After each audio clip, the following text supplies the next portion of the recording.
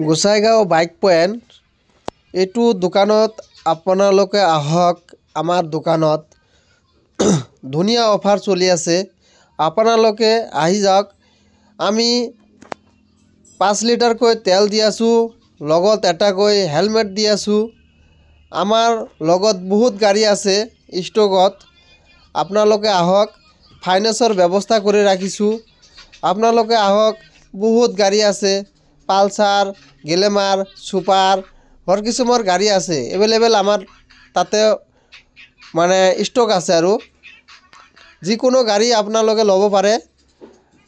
50% দিলে হ'ল, আপোনালোকে ফাইনেন্স কৰি আমি গাড়ীবিলাক দিম, ডেলিভাৰী দি দিম। কণ্ডিশ্যনবিলাক বহুত গুড। চাব আপোনালোকে কিমান ধুনীয়া ধুনীয়া গাড়ী চাব। আহক আপোনালোকে, ৰাইজক আমি এইটো ক'ম, লোকেল গাড়ী ল'ব পাৰে।